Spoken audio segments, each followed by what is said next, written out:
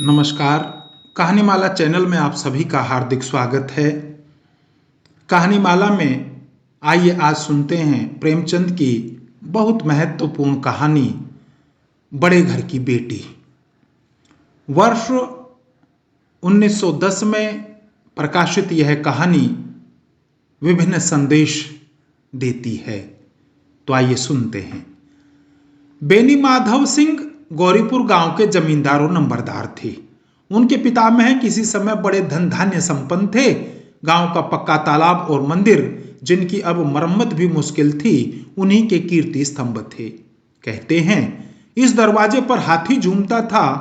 अब उसकी जगह एक बूढ़ी भैंस थी, जिसके शरीर में अस्थि पंजर के सिवाय और कुछ शेष न रहा था, पर शायद दूध बहुत देती थी, क्योंकि एक न एक आदमी हांडी लिए उसके सिर पर सवार ही रहता था। बेनी माधव सिंह अपनी आधी से अधिक संपत्ति वकीलों को भेंट कर चुके थे। उनकी वर्तमान आय 1000 रुपया वार्षिक से अधिक न थी।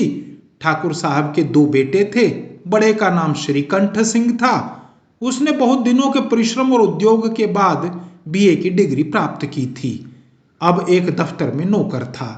छोटा लड़का लाल बिहारी दोहरे बदन का सजीला जवान था, भरा हुआ मुखड़ा, चौड़ी छाती। भैंस का 2 सेर ताजा दूध वह उठाकर सवेरे ही पी जाता था। श्रीकंठ सिंह की दशा बिल्कुल विपरीत थी।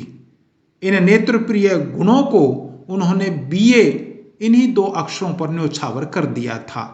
इन 2 अक्षरों ने उनके शरीर को निर्बल और चेहरे को कांतिहीन बना दिया था। इसी से वैदिक ग्रंथों पर उनका विशेष प्रेम था। आयुर्वेदिक औषधियों पर उनका अधिक विश्वास था।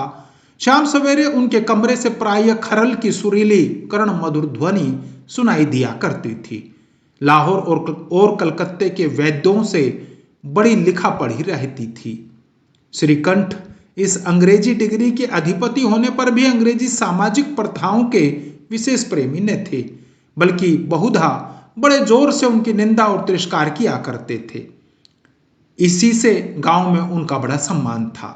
दशहरे के दिनों में वह बड़े उत्साह से रामलीला में सम्मिलित होते और स्वयं किसी न किसी पात्र का पार्ट लेते थे। गौरीपुर में रामलीला के वही जन्मदाता थे।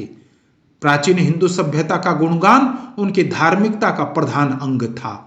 सम्मिलित कुटुंब के तो वह एकमात्र उपासक थे। आजकल स्त्रियों को कुटुंब में मिलजुल कर रहने की जो अरुचि होती है, उसे वह जाति और देश दोनों के लिए हानिकारक समझते थे। यही कारण था कि गांव की ललनाएं उनकी निंदक थी।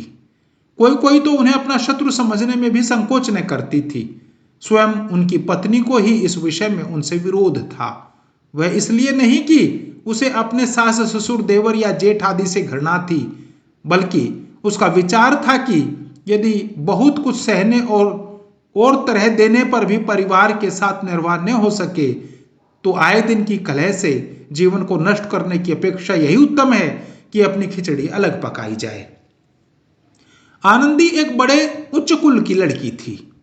उसके बाप छोटी सी रियासत के ताल्लुकेदार थे।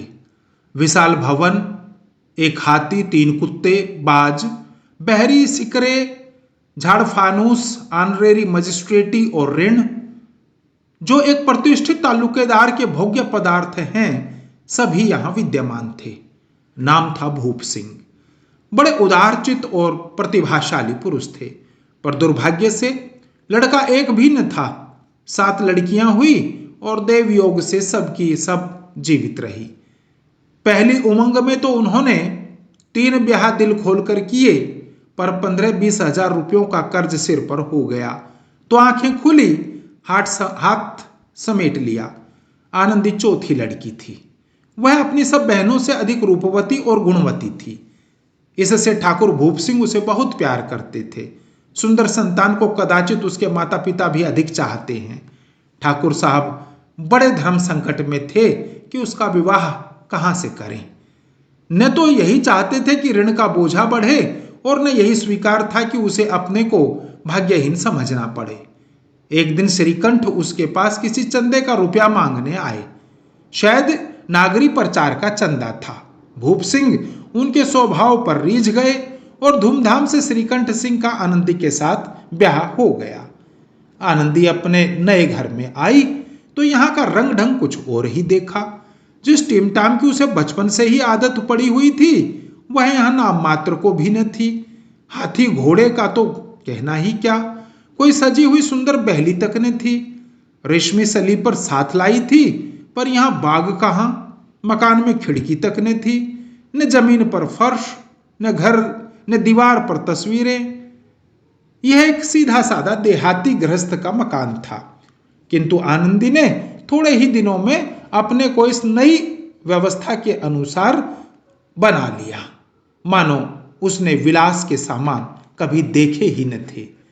एक दिन दोपहर के समय लाल बिहारी सिंह 2 चिड़िया लिए हुए आया और भावत से बोला, जल्दी से पका दो, मुझे भूख लगी है। आनंदी भोजन बनाकर इसकी राह देख रही थी। अब वह नया व्यंजन बनाने बैठी। हांडी में देखा तो घी पाव भर से अधिक न था। बड़े घर की बेटी किफायत क्या जाने, उसने सब घी मांस में डाल दिया। लाल बिहारी खाने बैठा तो दाल में घी न था। बोला, दाल में घी क्यों नहीं छोड़ा? आनंदी ने कहा, घी सब मांस में ही पड़ गया। लाल बिहारी जोर से बोला, अभी परसों घी आया है, इतने जल्द उठ गया? आनंदी ने उत्तर दिया, आज तो कुल पाव भर रहा होगा, वह सब मैंने मांस में डाल दिया। जिस तरह सूखी लकड़ी जल्दी से जल उठती है, उसी तरह शुदा से बावला मनुष्य जरा जरा सी बात पर तिनक जाता है। लाल बिहारी को भावज की यह ढिठाई बहुत बुरी मालूम हुई। तिनक कर बोला, मैके में तो चाहे घी की नदी बहती हो, स्त्रियां गालियां सह लेती हैं, मार भी सह लेती हैं, पर मैके की निंदा उनसे नहीं सही जाती। आनंदी मुंह फेर कर बोली, हाथी मरा भी 9 लाख का, वह इतना घी नित्य नाई का हार खा जाते हैं। लाल बिहारी जल गया, थाली उठाकर पटक दी और बोला, जी चाहता है जीभ पकड़कर खींच लूं। आनंदी को भी क्रोध आ गया, मुंह लाल हो गया। बोली, वह होते तो आज इसका मजा चखाते। अब अपढ़ उज्जड़ ठाकुर से न रहा गया। उसकी स्त्री एक साधारण जमींदार की बेटी थी। जब जी चाहता उस पर हाथ साफ कर लिया करता था। खड़ा उठाकर आनंदी की ओर जोर से फेंकी और बोला, जिसके गुमान पर भूली हुई हो उसे भी देखूंगा और तुम्हें भी। आनंदी ने हाथ से खड़ाऊ रोकी। सिर बच गया पर उंगली में बड़ी चोट आई। क्रोध के मारे हवा में हिलते हुए पत्ते की भांति कांपती हुई अपने कमरे में आकर खड़ी हो गई। स्त्री का बल और साहस, मान और मर्यादा पति तक है। उसे अपने पति के ही बल और पुरुषत्व का घमंड होता है। आनंदी खून का घूंट पीकर रह गई। श्रीकंठ सिंह शनिवार को घर आया करते थे। बृहस्पतिवार को यह घटना हुई थी। 2 दिन तक आनंदी कोप भवन में रही, न कुछ खाया न पिया, उनकी बाट देखती रही। अंत में शनिवार को वह नियमानुकूल संध्या समय घर आए और बाहर बैठकर कुछ इधर उधर की बातें, कुछ देश काल संबंधी समाचार तथा कुछ नए मुकदमे आदि की चर्चा करने लगे। यह वार्तालाप 10 बजे रात तक होता रहा। गांव के भद्र पुरुषों को इन बातों में ऐसा आनंद मिलता था कि खाने पीने की भी सुध न रहती थी। श्रीकंठ को पिंड छुड़ाना मुश्किल हो जाता था। ये 2-3 घंटे आनंदी ने बड़े कष्ट से काटे। इसी तरह भोजन का समय आया, पंचायत उठी, एकांत हुआ तो लाल बिहारी ने कहा, भैया आप जरा भाभी को समझा दीजिएगा कि मुंह संभाल कर बातचीत किया करें, नहीं तो एक दिन अनर्थ हो जाएगा। बैनी माधव सिंह ने बेटे की ओर साक्षी दी। हाँ, बहु बेटियों का यह स्वभाव अच्छा नहीं कि मर्द के मुंह लगें। लाल बिहारी, वह बड़े घर की बेटी है तो हम भी कोई कुर्मी कुम्हार नहीं है। श्रीकंठ ने चिंतित स्वर में पूछा, आखिर बात क्या हुई? लाल बिहारी ने कहा, कुछ भी नहीं, यूं ही आप ही उलझ पड़ी। मैके के सामने हम लोगों को कुछ समझती ही नहीं। श्रीकंठ खा पी कर आनंदी के पास गए। वह भरी बैठी थी। यह हजरत भी कुछ तीखे थे। आनंदी ने पूछा, चित्त तो प्रसन्न है? श्रीकंठ बोले, बहुत प्रसन्न है, पर तुमने आजकल घर में यह क्या उपद्रव मचा रखा है? आनंदी की तेवरियों में बल पड़ गए। झुंझलाहट के मारे बदन में ज्वाला सी दहक उठी। बोली, जिसने तुमसे यह आग लगाई है उसे पाऊं तो मुंह झुलस दूं। श्रीकंठ, इतनी गर्म क्यों होती हो? बात तो कहो। आनंदी, क्या कहूं? यह मेरे भाग्य का फेर है, नहीं तो गंवार छोकरा जिसको चपरासगिरी करने का भी सहूर नहीं, मुझे खड़ाऊ से मारकर यूं न करता। श्रीकंठ, सब हाल साफ साफ कहो तो मालूम हो, मुझे तो कुछ पता नहीं। आनंदी, परसों तुम्हारे लाडले भाई ने मुझे मांस पकाने को कहा। घी हांडी में पाव भर से अधिक न था, वह सब मैंने मांस में डाल दिया। जब खाने बैठा तो कहने लगा, दाल में घी क्यों नहीं है? बस इसी पर मेरे मैके को बुरा भला कहने लगा। मुझसे न रहा गया। मैंने कहा कि वहां इतना घी तो नाई कहार खा जाते हैं और किसी को जान भी नहीं पड़ता। बस इतनी सी बात पर इस अन्यायी ने मुझ पर खड़ाऊं फेंक मारी। यदि हाथ से न रोक लूं तो सिर फट जाए। उसी से पूछो मैंने जो कुछ कहा है वह सच है या झूठ। श्रीकंठ की आंखें लाल हो गई। बोले, यहां तक तो हो गया, इस छोकरे का यह साहस। आनंदी स्त्रियों के स्वभावानुसार रोने लगी, क्योंकि आंसू उनकी पलकों पर रहते हैं। श्रीकंठ बड़े धैर्यवान और शांत पुरुष थे। उन्हें कदाचित ही कभी क्रोध आता था, पर स्त्रियों के आंसू पुरुषों की क्रोधाग्नि भड़काने में तेल का काम कर देते हैं। रात भर करवटें बदलते रहे। उद्विग्नता के कारण पलक तक न झपकी। प्रातःकाल अपने बाप के पास जाकर बोले, दादा, अब इस घर में मेरा निभाह न होगा। इस तरह की विद्रोहपूर्ण बातें कहने पर श्रीकंठ ने कितनी ही बार अपने कई मित्रों को आड़े हाथों लिया था, परंतु दुर्भाग्य आज उन्हें स्वयं ही वे बातें अपने मुंह से कहनी पड़ी। दूसरों को उपदेश देना भी कितना सहज है। बैनी माधव सिंह घबरा उठे और बोले, क्यों? श्रीकंठ, इसलिए कि मुझे भी अपनी मान प्रतिष्ठा का कुछ विचार है। आपके घर में अब अन्याय और हठ का प्रकोप हो रहा है। जिनको बड़ों का आदर सम्मान करना चाहिए वे उनके सिर चढ़ते हैं।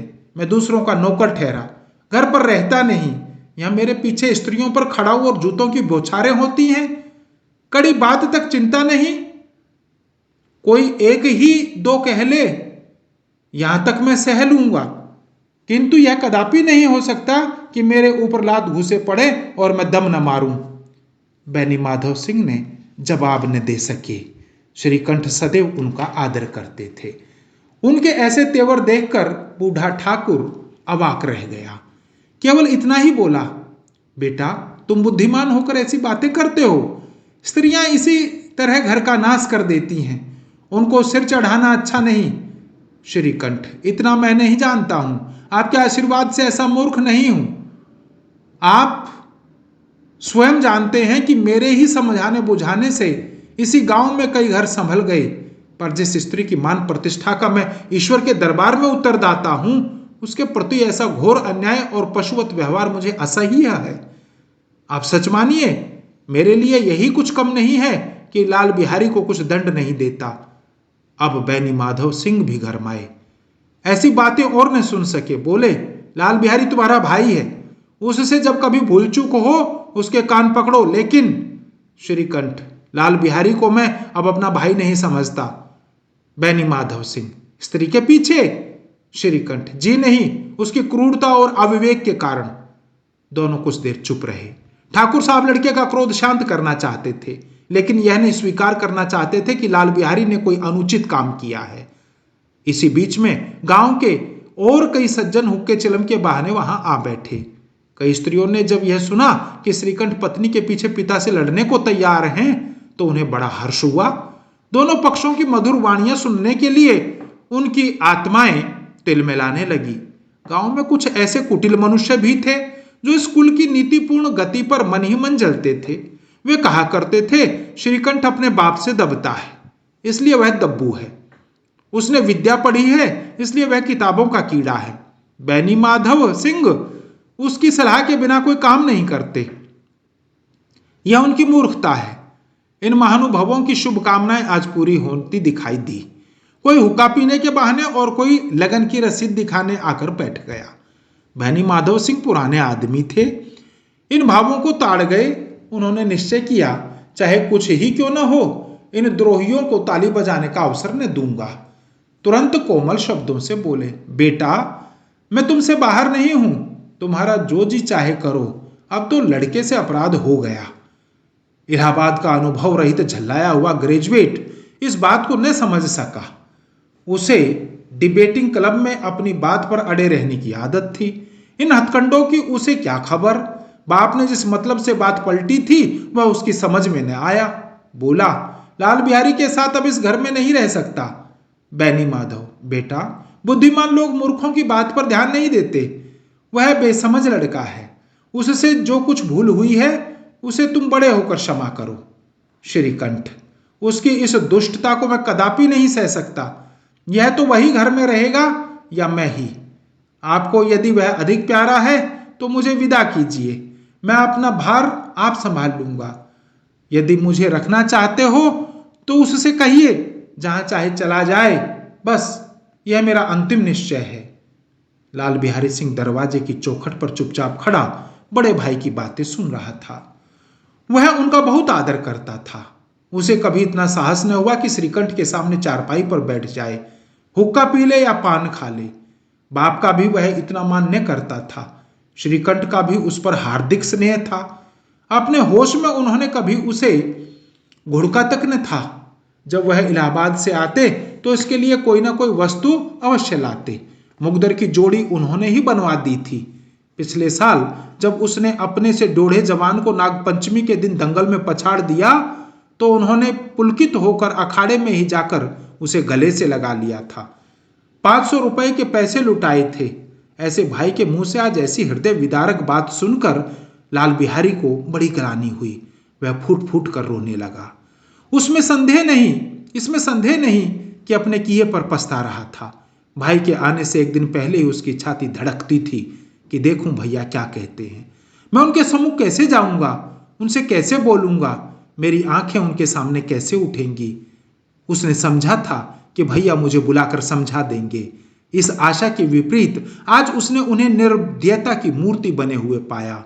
वह मूर्ख था, परंतु उसका मन कहता था कि भैया मेरे साथ अन्याय कर रहे हैं। यदि श्रीकांत उसे अकेले में बुलाकर दो चार बातें कह देते, इतना ही नहीं तो चार तमाचे भी लगा देते, तो कदाचित उसे इतना दुख न होता। पर भाई का यह कहना कि अब मैं इसकी सूरत नहीं देखना चाहता, लाल बिहारी से सहा न गया। वह रोता हुआ घर आया। कोठरी में जाकर कपड़े पहने, आंखें पोंछी, जिससे कोई यह न समझे कि रोता था। तब आनंदी के द्वार पर आकर बोला, भाभी, भैया ने निश्चय किया है कि वह मेरे साथ इस घर में न रहेंगे। अब वह मेरा मुंह नहीं देखना चाहते, इसलिए अब मैं चाहता हूं उन्हें फिर मुंह न दिखाऊंगा। मुझसे जो कुछ अपराध हुआ उसे क्षमा करना। यह कहते कहते लाल बिहारी का गला भर आया। जिस समय लाल बिहारी सिंह सिर झुकाए आनंदी के द्वार पर खड़ा था, उसी समय श्रीकंठ सिंह भी आंखें लाल किए बाहर से आए। भाई को खड़ा देखा तो घृणा से आंखें फेर ली और कतरा कर निकल गए, मानो उसकी परछाई से दूर भागते हों। आनंदी ने लाल बिहारी की शिकायत तो की थी, लेकिन अब मन में पछता रही थी। वह स्वभाव से ही दयावती थी। उसे इसका तनिक भी ध्यान न रहा कि बात इतनी बढ़ जाएगी। वह मन में अपने पति पर झुंझला रही थी कि यह इतने गर्म क्यों होते हैं। उस पर यह भय भी लगा हुआ था कि कहीं मुझसे इलाहाबाद चलने को कहें तो कैसे क्या करूंगी।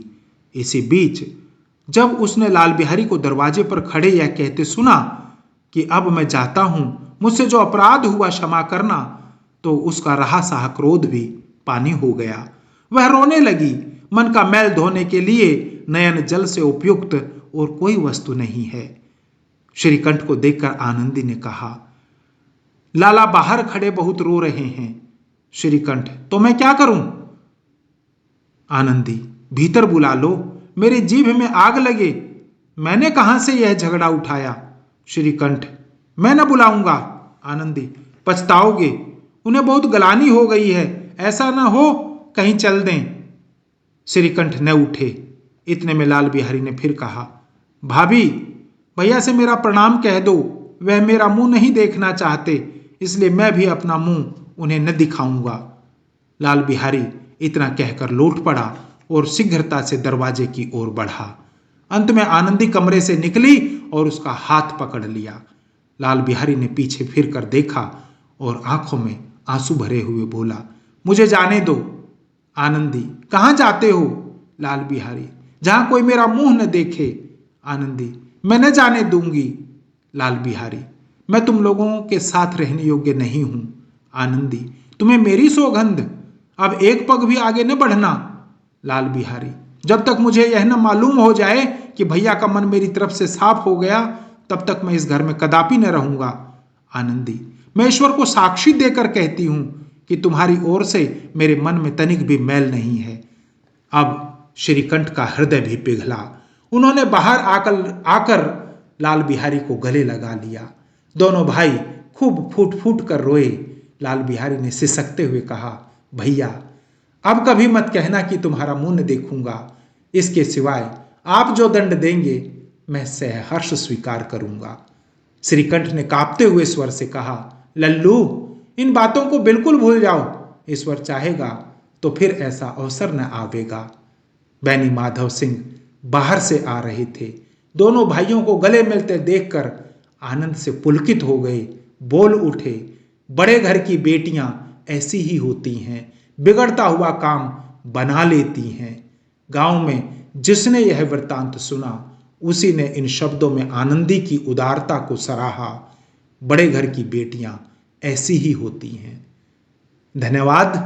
आशा करता हूं प्रेमचंद की यह कहानी जो पारिवारिक जीवन के ताने बाने को उजागर करती है, आपको पसंद आई होगी। बहुत बहुत धन्यवाद।